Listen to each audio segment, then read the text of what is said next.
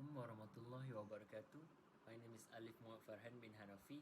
I am the group leader of Group 3, and today we will be presenting about netball rules and ethics of netball.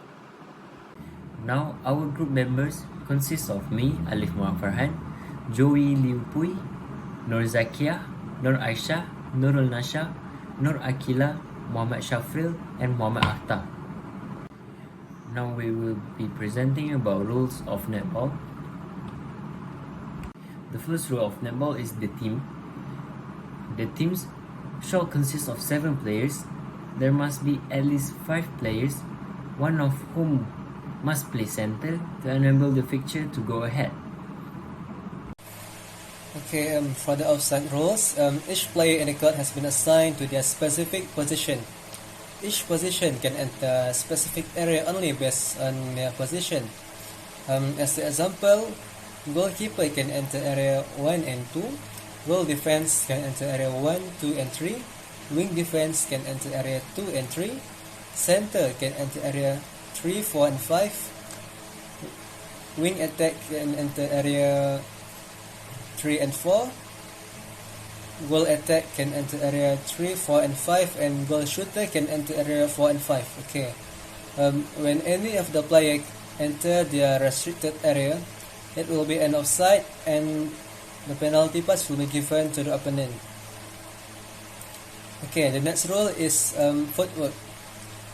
A player can receive the ball with both feet grounded or shown to catch the ball and land on 2 feet simultaneously.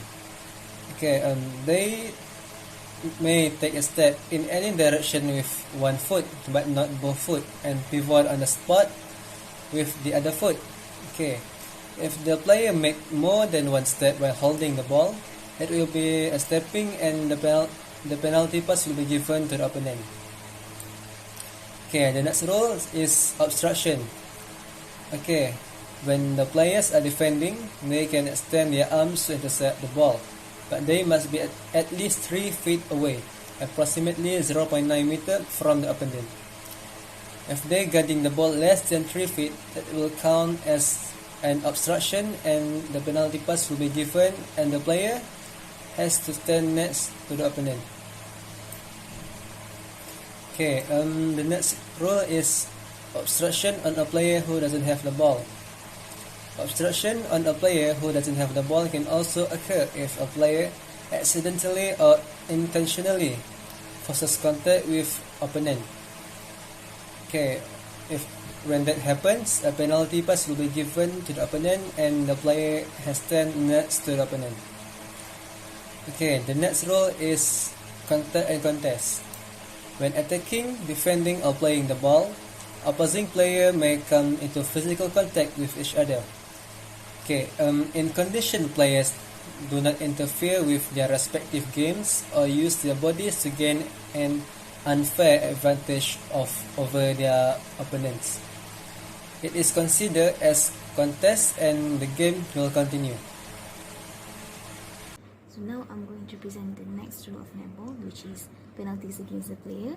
So when it comes to penalties against the player, the infringer must stand out of play. It means that the infringer must move quickly to the position indicated and stand next to the penalty taker, but the infringer must not get in the way. And the infringer cannot move or speak until the ball is released. So once in position, the player taking the penalty might play the ball immediately or wait for the infringer to leave play.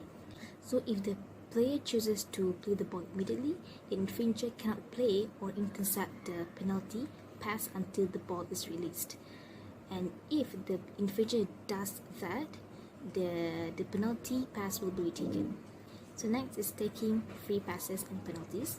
So the player has 3 seconds to take the free pass or penalty after setting it, and if the player thinks another player could do a better job with the ball, he or she must put it back on the floor.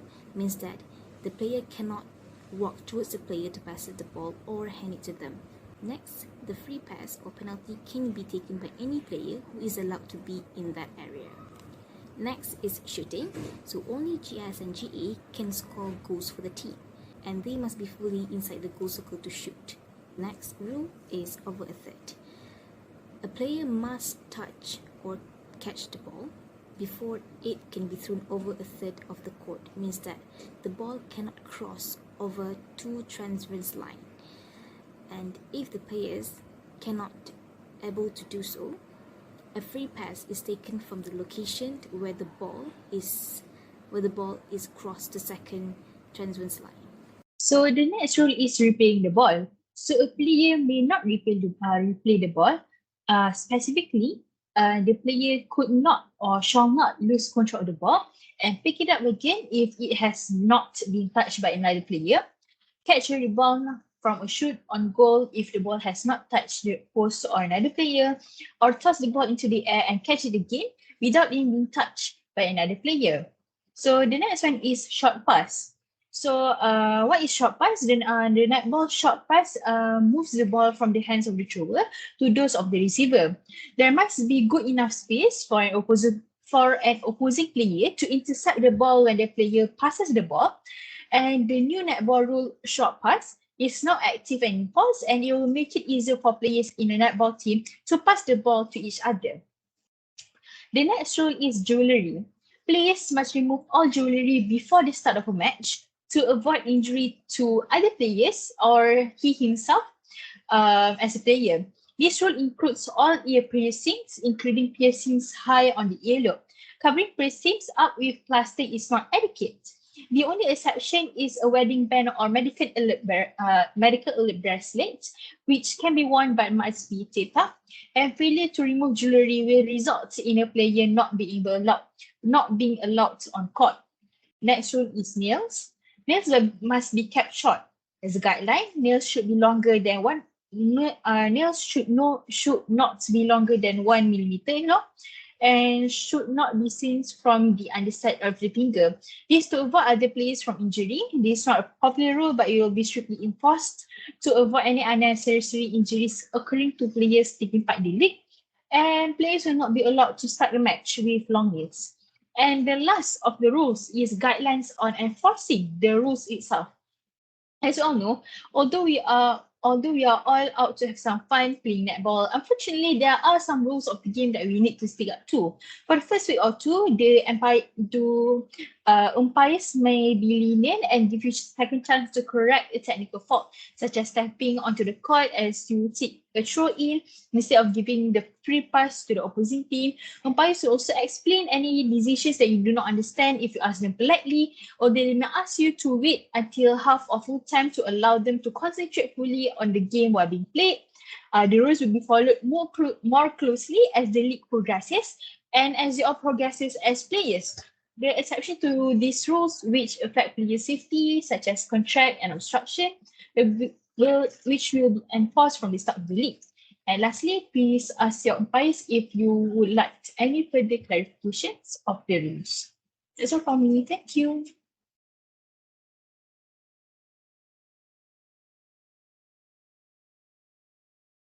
Alright, for the second part of the presentation, I'll be talking about the ethics of netball. First and foremost, before jumping right into the main contents, I'll briefly explain about the ethics, which is the moral principle that governs a person's behavior or the conduct of an activity. So it is basically the same in netball, where ethics exists to protect everyone within the game and portray the behavior expected from all people within the netball family. And by sharing the netball ethics code across the sport, they believe that they can uphold the highest standards of integrity and ensure that the reputation of the sport is and remains at a high level. Next, there are 5 core values that need to be followed by all netball players in order to keep fair play. This includes integrity, respect, responsibility, fairness, and safety. In accordance to the 5 core values, the first ethics in netball is to fully comply with the Child Safety in Netball Code of Conduct. This Child Safety in Netball Code of Conduct outlines the expected behavior for interaction within netball in Victoria and aligns with the Child Safety in Netball policy. The primary aim of this code is to protect and safeguard children and young people. Furthermore, the second ethics is to respect the rights, dignity, and worth of others, regardless of their gender, ability, or cultural background. This is simply to ensure that no one gets discriminated against in a game of netball. Next, I will be passing to the next presenter to continue the presentation.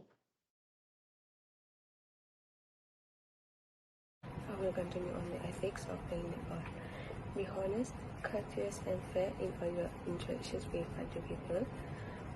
Be professional and take ownership of your actions. 5th, ensure you deliver high quality service. Observe and uphold netball regulatory standards, laws, rules, and policies. So I will pass to the next presenter. Okay, I will continue for the number 7. So, firstly, operate within the rules and regulation of Netball Victoria Affiliate Association, leagues and club. So, you must understand the rules and do not try to do anything against the rules. So, next one is number 8. Do not use your involvement in netball to promote your own belief, behavior, or practices. As an example, you should not show a bad influence to them. Okay, let's continue with number 9.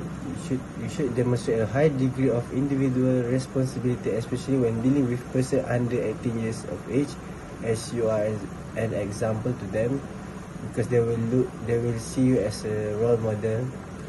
And lastly, from me, try to avoid unaccompanied and unobserved activities with person under 18 years of age wherever possible. So, next presenter. Moreover, the other ethics are you should refrain from any behavior that may bring netball association into dispute, like having fight. Next, provide a safe environment for the conduct of the activity and show concern and caution towards others who may be sick or injured. For the example, the organisation that handles the game must make sure that they have physiology or jabatan tertanam awam in case that might occur any injury. In conclusion, people who are involved indirectly or directly must take care of their behaviour and be prepared for all the possibilities so that the game can be done smoothly. So next is about the poster. The first poster, as you can see in the slide, is the poster for the rule for netball. In this poster, we just stated briefly about the point of what we should player, referee, management and the audience do and don't in the competition or in any game. The next poster is about ethics. In this poster, we stated about the 5 core values, which is make people who read this easier to understand what the meaning of ethics. The ethics contain of integrity, responsibility, respect, safety and fairness.